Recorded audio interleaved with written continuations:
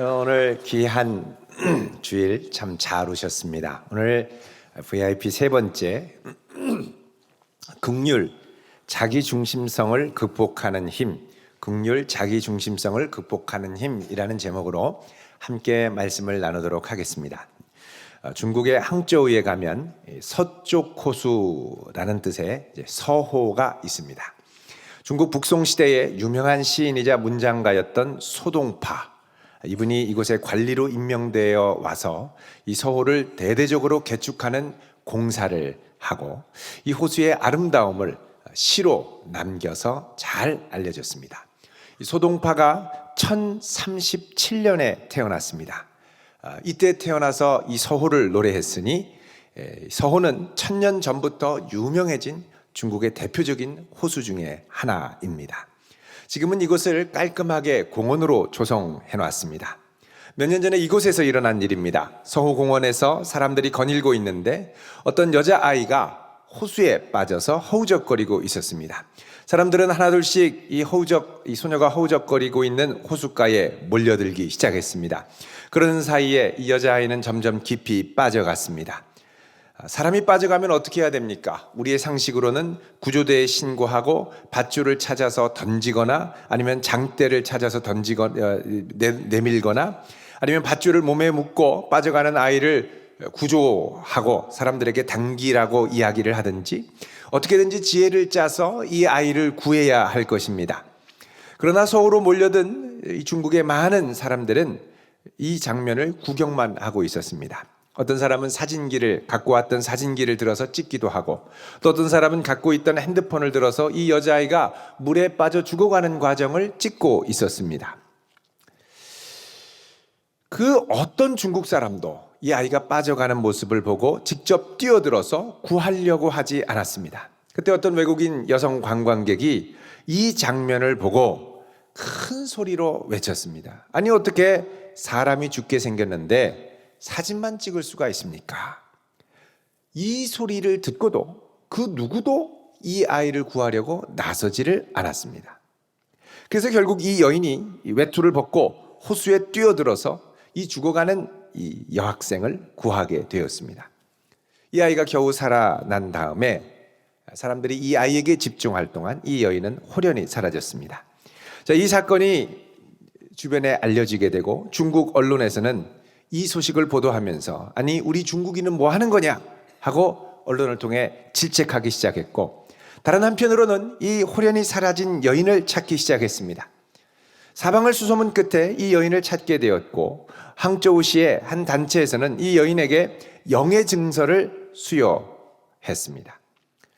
자, 이때 한 언론이 찾아와서 이 여인과 인터뷰를 했습니다. 그러자 이 여인은 이렇게 대답했습니다. 저는 절대 영웅이 아닙니다.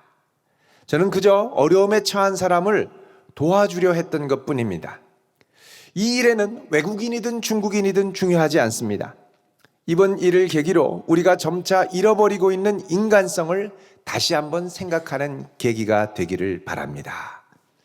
여러분, 이런 모습은 오늘날 중국 사회에 만연한 극도의 자기중심성이 얼마나 팽배한지를 보여줍니다. 사람이 죽어가는데 무슨 액션 영화나 재난 영화 보듯 재미있게 구경거리로만 보는 것이죠. 최근에 화제가 되고 있는 봉준호 감독의 영화 기생충, 여러분 언론을 통해서 많이 보도되는 걸 보셨을 겁니다. 해외 각종 영화제에서 황금종려상, 골든글러브상, 아주 저명한 각종 상들을 휩쓸고 있죠. 자, 이 영화가 그렇게 많은 사람들의 공감을 불러일으킨 이유는 뭐냐? 오늘날 이렇게 극도의 공감력이 결여된 자기중심적인 사회의 이 세태를 풍자적으로 잘 나타냈기 때문에 이 영화에 많은 이들이 공감하며 열광했던 것입니다.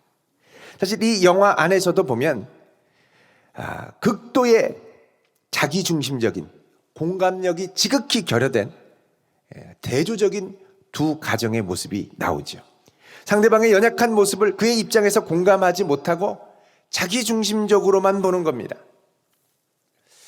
한 학교에 부유한 가정의 아이와 가난한 집 아이가 있었습니다. 어느 날 가난한 집 아이가 심의 없이 학교에 우두커니 책걸상에 앉아 있었습니다.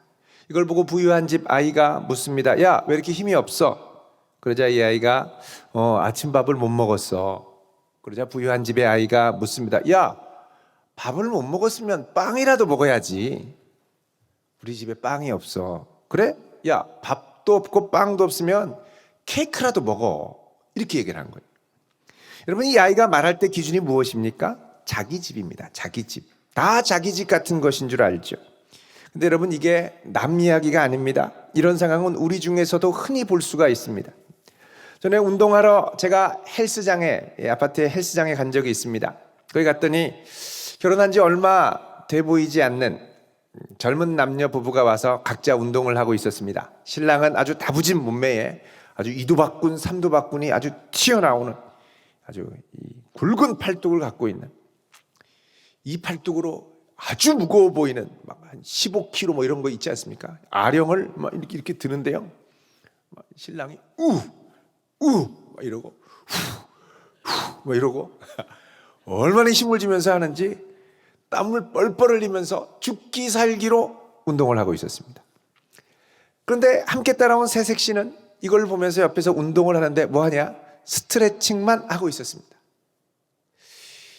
그 신랑이 한 세트를 마치고 색 씨한테 가서 물어봐요. 또 운동 뭐 했어? 그래서 색 씨가 스트레칭 이랬죠. 그러니까 신랑이 인상이 약간 일그러지면서 나무라듯 말합니다. 야, 그게 운동이냐? 땀이 나야 운동이지. 근육이 생겨야지. 스트레칭만 할 거면 여기 올 필요가 없지. 저쪽 가서 아령 3세트 하고 뛰어! 이러는 거예요. 그러더니 이 신랑은 그 얘기를 하고 저 옆에 가서 그 등산 운동 막 올라가는 거 있지 않습니까? 다리하고 글로 가는 거예요. 글로 가더니 또 막 땀을 뻘뻘 흘리면서 막 산을 올라가기 시작합니다. 색시는 상당히 멋쩍어 하면서 신랑을 한번 딱 긁어보더니 아령 있는 곳에 가서 아령을 한 2번 들더니 아휴 이러더니 이 걷는 곳으로 트레드밀로 가서 거기서 이제 테레비를 켜고 걷기 시작합니다. 그런데 계속 걷기만 하고 절대 뛰질 않습니다. 신랑이 한참 막 산을 뻘뻘, 거의 뭐 한라산 꼭대기까지 올라간 것 같아요. 땀을 뻘뻘 흘리면서 자꾸 뒤를 보더니 중간에 멈추고 오는 거예요. 그러더니 신랑이 신부한테 아니 지금 뭐 하는 거야? 왜 안 뛰어? 이러는 거예요. 그저 색시가 자기야 나는 걷는 게 좋아. 그게 나한테 운동이야. 그랬더니 신랑이 불같이 화를 냅니다. 뭐 그게 운동이냐? 예? 운동을 하려면 뛰어야지. 뛰어! 뭐 이러는 거예요. 그저 색시가 알았어. 그러더니 조금 뛰는 흉내를 냅니다. 그러니까 이걸 보고 신랑이 안심을 하고 다시 이 등산하는 데로 가는 거예요. 그 딱 보더니 신부가 다시 걷는 거죠. 예. 다시 걷는 걸 신랑이 자꾸 흘끔흘끔 보더니 다시 왔습니다. 그러더니 또 왜 걷냐고 막 나무라는 거예요. 결국 참고 있던 색시가 폭발했습니다. 그러더니 거기서 티격태격 헬스장에서 하더니 결국 신랑이 말합니다. 여기를 못하러 왔니? 그럴 거면 차라리 오지를 말지. 나가! 그러더니 같이 신부 손을 끌고 밖으로 거의 반강제적으로 데리고 나가시는 거예요. 여러분 혈기왕성하고 근육이 짱짱하게 붙은 신랑의 입장에서 볼 때 스트레칭이나 하고 살살 걷는 건 운동도 아닙니다. 신랑이 볼 때 운동이 아닌 거예요. 여러분 만약에 신랑이 이런 것도 운동이 될 수 있겠구나라는 걸 깨달으려면 어떻게 해야 될까요? 세월이 가야 됩니다. 그래서 신랑이 중년이 되고 더 이상 활발하게 움직일 수 없고 노인의 몸이 되고 근육이 빠지고 약해져 봐야 압니다. 그때 가서 비로소 스트레칭이 운동이 될 수 있고 참 좋구나. 그래서 하나님은 세월을 통해 역사하십니다. 걷는 것이 이렇게 좋구나. 그때 가면 이제 깨닫는 거죠. 왜냐하면 젊을 때 하도 뛰어서 근육에 연골이 나가시거든요, 보통. 여러분, 하나님은 세월을 통해 우리를 다스리시고 우리 인생을 그리고 철들게 하십니다. 저는 얼마 전까지 가끔씩 이게 허리가 시큰시큰하고 아프면 스쿼트 같은 운동을 했습니다. 허리 강화하는 근육 운동 있죠. 근데 의사 선생님을 만나봤더니 의사 선생님이 허리 운동을 하지 말래요. 오히려 안 좋다는 거예요. 이해가 가지 않았습니다. 그러더니 의사 선생님이 허리 스트레칭만 하랍니다. 어떻게 하는가 동작을 알려주시는데 제가 딱 보니까 이건 운동이 아니니까 이게 허리에 별로 도움이 될 것 같은 생각이 안 드는 거예요. 그래도 하라고 하시니 해야 되지 않겠습니까? 열심히 했는데요. 운동보다 훨씬 좋은 게 스트레칭이더라고요. 지금 그때보다 운동할 때보다 훨씬 허리 상태가 좋습니다. 그래서 제가 깨달았습니다. 스트레칭이 무슨 운동이냐라고 하는 분 아직 철이 덜 들은 분들이다. 좌우에 우리 이렇게 특별히 남성들 고백하시길 바랍니다. 저는 철이 없었습니다. 시작. 철이 없으셨던 거죠. 철이 없어요. 여러분, 우리가 주변 사람을 제대로 이해하지 못하고 다그치고 비판하고 나무라는 이유가 무엇입니까? 내가 기준이 되기 때문입니다. 내 기준에서 볼 때 다른 사람은 틀렸다고 생각하는 거죠. 그래서 나는 바뀔 생각이 전혀 없는 상태에서 다른 사람만 바뀌기를 요구하는 겁니다. 사실 이것은 우리 사회 전반적인 분위기고, 이게 계속되다 보면 우리 안에 갈등이 점점 심화되죠. 그래서 우리 사회를 요즘 초갈등 사회라고 하지 않습니까? 이 갈등의 골은 점점 심화되는데 해결될 가능성은 보이지 않고 서로를 비난하고 내 기준에 벗어난 것을 지적하기에만 바쁜 거죠. 우리가 흔히 하는 말 중에 이런 표현들이 있습니다. 내가 볼 때는 말이야, 상식적으로 생각할 때 다른 사람들도 다 그렇게 하는데, 또 누가 보더라도 남들 보기에, 이런 표현들이 있습니다. 여러분, 이건 지금 자신이 다른 사람들이 생각할 때 똑같은 기준, 다른 말로 하면 내가 상식적인 기준선을 갖고 있다, 내가 기준이다 라는 것을 은연중에 전제하고 표현하는 말이죠. 다 자기가 기준이 되다 보니까 우리는 비판만 할 줄 알지 그들의 비판을 나의 변화의 계기로 삼으려고 하지를 않습니다. 그러니까 서로 신랄한 비판만이 오가는 초갈등 사회로 진입하고 있죠.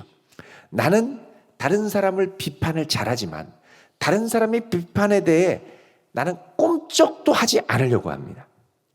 여기에는 내가 변하지 않는 또 다른 이유가 함께 따라옵니다. 그것은 내가 바뀌려고 하지 않다 보니까 내 주변 사람도 바뀌질 않는 거예요. 그러니까 늘 내가 만나던 사람들, 나와 비슷한 처지에 있고 내 생각을 잘 알고 내 생각과 동의하고 비슷한 성향의 사람들끼리 함께 만나고 모이고 모임을 만들고 또 늘 그들과 어울리게 되죠. 여러분, 그 사람의 생각과 마음과 의식이 바뀌었는가를 보려면 그 사람이 사귀는 사람들, 그가 주변에 만나는 사람들이 바뀌었는가를 봐야 됩니다. 만나는 사람이 바뀌어야 내가 바뀌는 거예요. 주변 사람이 바뀌지 않으면 그 사람은 거의 바뀌질 않습니다. 확인해 봐야 됩니다.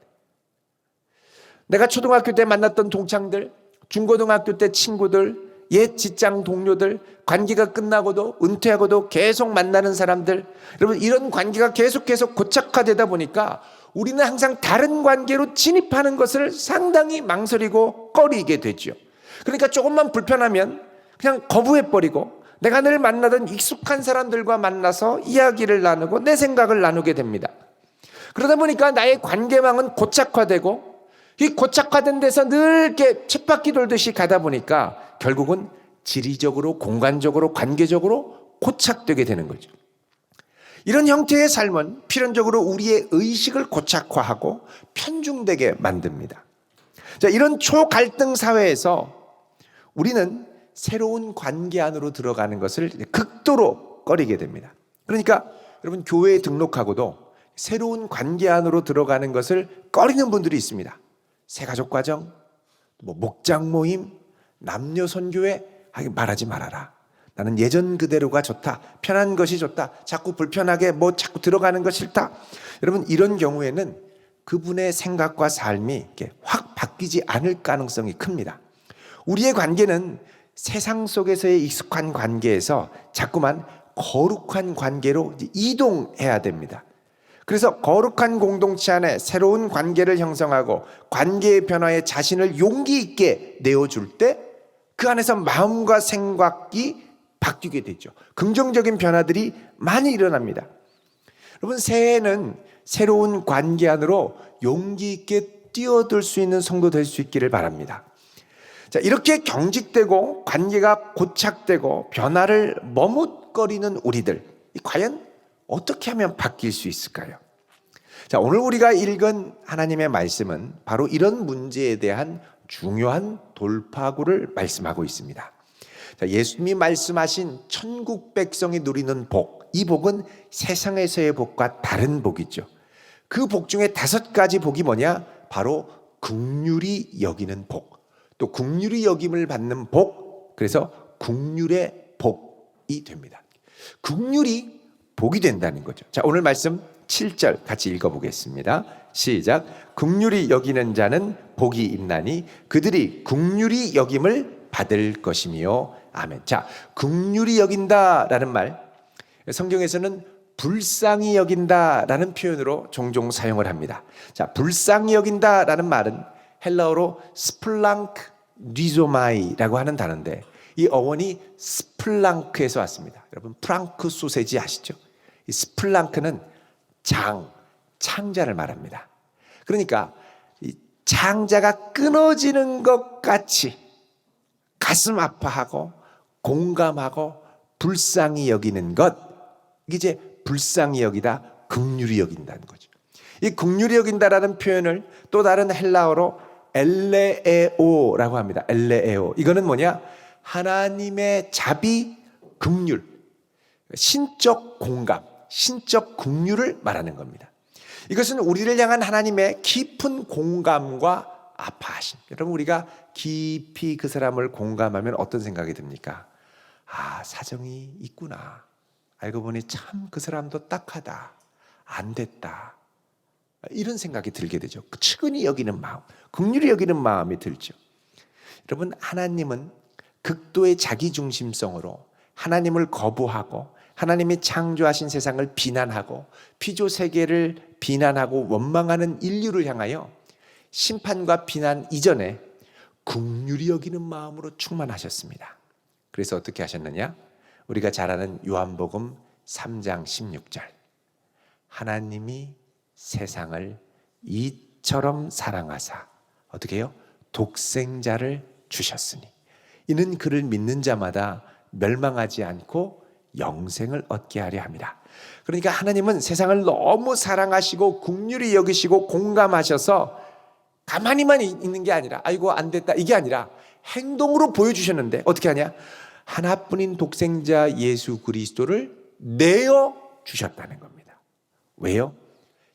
비판하고 비난하고 원망하고 멸망시키고 투쟁하려고 하는 게 아니라 멸망하지 않고 영생을 얻고 구원받으라고. 그래서 그를 믿는 자마다 멸망하지 않고 영생을 얻게 하려 하심이라 그러죠. 이 말씀 이어지는 17절에 보면 이게 더 선명하게 드러나 있습니다. 요한복음 3장 17절을 보면 하나님이 그 아들을 세상에 보내신 것은 세상을 심판하려 하심이 아니요 그로 말미암아 세상이 구원을 받게 하려 하심이라 그러죠. 이게 하나님이 우리를 긍휼히 여기신 방식입니다. 그러니까 마음으로 안 됐다가 아니라 안 됐으니 직접 내 행동으로 그를 찾아오시고 그에게 나를 내어주시는 사랑으로 연결되더라는 것이죠.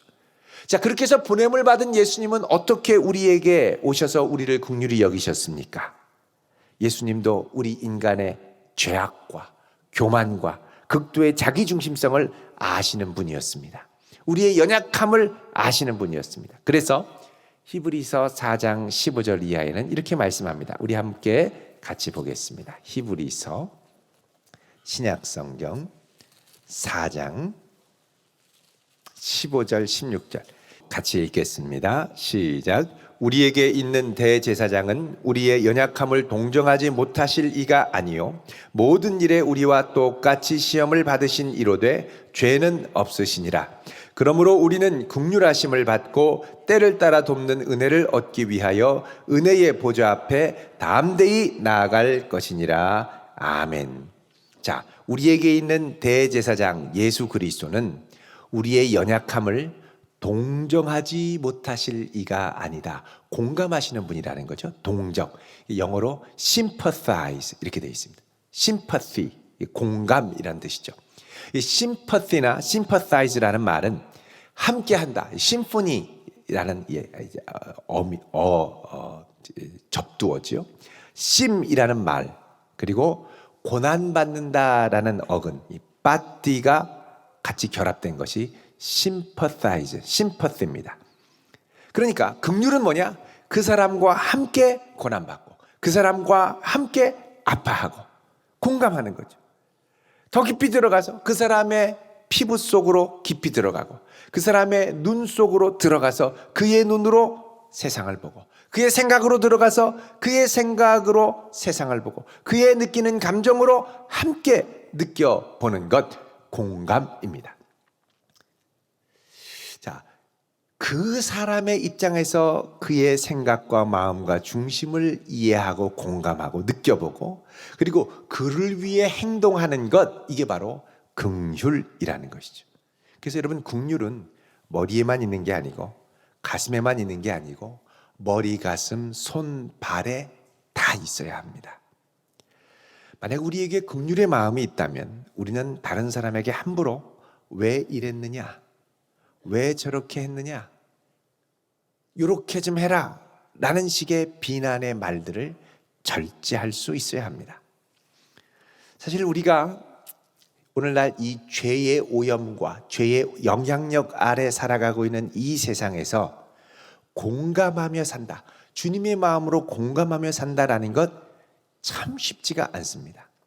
오히려 우리는 공감하지 못하고 다른 사람의 감정이나 마음을 전혀 느끼지 못하고 이해하지 못하고 성급하게 비난하고 함부로 대하는 경우가 많아집니다. 상대방을 이해해주지 못하니까 내 편의대로 내 마음대로 생각하고 자기 중심적으로 상대방을 함부로 대하게 되죠. 여러분, 악의 특징이 뭡니까? 자기중심적이라는 겁니다. 자기중심적. 악은 이기적입니다. 그래서 다른 사람을 봐주고 배려하는 것이 전혀 없죠. 그래서 악은 교묘하게 유혹해서 잔인하게 몰아붙인 다음에 무참하게 짓밟습니다. 그래서 죄질 때는요, 다른 사람에 대한 배려가 없습니다. 그저 자기중심적으로 몰고 가죠. 이런 환경에서 그리스도인이 긍휼을 품고 산다, 참으로 큰 도전이고 신선한 충격입니다. 긍휼을 품고 사는 것은 세상 풍조의 흐름을 거슬러 사는 것입니다. 우리 성도들이 긍휼히 여기면서 살아야 할 큰 이유가 여기 있습니다. 우리는 구별된 존재죠. 그리고 더 나아가서 우리는 무엇보다 세상 풍조와 다른 구별된 하나님의 긍휼을 입은 존재들입니다. 자, 여러분, 우리 에베소서 2장 4절을 잠깐 보겠습니다. 4절, 5절 같이 읽겠습니다. 311쪽입니다. 신약성경 시작. 긍휼이 풍성하신 하나님이 우리를 사랑하신 그 큰 사랑을 인하여 허물로 죽은 우리를 그리스도와 함께 살리셨고 너희가 은혜로 구원을 얻은 것이라. 아멘. 자, 여기 보면 긍휼에 풍성하신 하나님, 풍성한 긍휼로 그 아들 예수 그리스도를 보내셔서 우리를 그와 함께 살리셨습니다. 그래서 하나님의 긍휼로 인해서 그분의 은혜로 우리는 구원을 얻게 됐죠. 자, 복 있는 사람은 누구냐? 바로 이런 마음으로 다른 이들을 향하여 공감하고 함께 아파하고 불쌍히 여기는 사람을 말합니다. 이런 마음으로 우리가 충만하게 되면 우리는 날선 비판을 내세우며 우리를 공격하는 사람들을 그 다음에는 긍휼히 여길 수 있습니다. 품을 수 있습니다. 그러면서 어떻게 변화가 시작이 됐죠? 우리 안에 진짜 아파하고 공감하는 것들을 향하여 손과 발이 움직이기 시작합니다. 이럴 때 우리 삶에 변화가 나타나죠. 이런 변화는 크게 세 가지로 얘기를 할 수 있습니다. 첫 번째로 우리는 새로운 국률의 변화를 수용하면서 관계가 새로워짐을 경험합니다. 그리고 새로워진 관계는 결국 나를 새롭게 변화시킵니다. 관계가 변화되지 않으면, 국률의 관계로 변화되지 않으면, 여전히 날선 관계, 비난하는 관계, 원망하는 관계라면 관계의 변화가 없고 그대로고 나도 똑같이 그대로가 됩니다. 관계의 변화가 있어야 내가 변합니다. 그래서 우리가 왜 당신은 그 모양이야? 라고 비난을 할 때 그 사람의 문제가 아니라 우리와의 관계가 문제가 되는 거죠. 왜 그 모양이야는 다른 말로 하면 그 관계를 그대로 유지하고 있는 나도 문제가 되는 겁니다. 그래서 내가 긍휼히 여기고 내가 함께 품을 때 그도 함께 품고 같이 품으며 변화가 일어나는 거죠. 그래서 긍휼이 없으면 변화가 일어나지 않습니다. 두 번째는 긍휼을 품을 때 우리는 비난의 사람이 아니라 수용의 사람, 품는 사람으로 변화가 일어나고 그 영향력이 확대되게 됩니다. 우리가 읽은 이 8복 중에 세 번째가 뭐냐? 온유한 사람에 대한 복입니다. 온유한 사람은 복이 있는데 그 사람은 땅을 차지할 거라고 말씀하죠. 땅을 차지한다는 건 실질적인 땅이 아니라 하나님의 통치가 임하는 영역을 의미합니다. 그러니까 내가 비난의 사람이 아니라 긍휼의 사람, 품는 사람이 되기 시작하면서 많은 사람들이 나의 긍휼과 품어주는 것을 따뜻해하고 기다리며 다가오게 됩니다. 그래서 온유한 사람 주변에 사람이 모여있게 돼 있죠. 품는 거예요. 자꾸. 그래서 비난의 사람이 아니라 수용의 사람으로 변화가 일어나죠. 세 번째로는 우리는 이런 긍휼을 실천하고 긍휼을 보여주는 가운데 뭘 경험하냐? 하나님의 긍휼이 여겨주심을 경험합니다. 오늘 우리가 읽은 말씀에 보면 긍휼히 여기는 자는 복이 있나니 이는 저들이 긍휼히 여김을 받을 것이다 그럽니다. 여러분, 긍휼히 여김을 받는다. 여기 누가 누구에게 긍휼히 여김을 받는다가 명확하지 않습니다. 긍휼을 베푸는 사람이 숨겨져 있죠. 이거를 이 신약 성경에서는 신적 수동태다 이렇게 얘기를 합니다. Divine passive. 이거는 하나님의 손길이 틀림없는데 은밀히 감추어져서 역사하시는 손길을 전제하는 말씀이죠. 그러니까 내가 누군가를 긍휼히 여기면 주님이 나를 긍휼히 여겨주셔서 주님의 긍휼로 그를 품고 더 수용할 수 있도록 붙들어 주신다는 겁니다. 내가 긍휼을 베풀면 주님이 나의 연약함에 긍휼을 베풀어 주셔서 그를 더 품고 더 사랑할 수 있도록 해주시는 거죠. 그래서 내가 내 형제와 함께 내 지체와 함께 아파하며 눈물 흘리며 그를 공감하며 불쌍히 여겨주시면 주님께서 우리 관계 가운데 임하셔서 그의 눈물도 닦아주시고 나의 눈물도 닦아주시고 그리고 함께 울어주십니다. 이럴 때 어떻게 되냐? 우리는 주님과 더 친밀하고 가까운 관계로 들어가게 되죠. 그리고 그분의 마음을 알고 더 큰 긍휼과 사랑으로 내 주변을 품게 됩니다. 여러분, 지적과 비난으로는 절대 세상이 변하지 않습니다. 참 변화는 긍휼을 품은 한 사람으로부터 시작이 됩니다. 내가 긍휼히 여길 수 있기를 바랍니다. 그런 우리의 마음에 주님이 성령을 부어주셔서 더 큰 긍휼과 사랑으로 내 주변 사람을 품고 나아갈 수 있는 복된 은혜를 경험하는 2020년 한 해가 될 수 있기를 주의 이름으로 축원드립니다. 기도하겠습니다.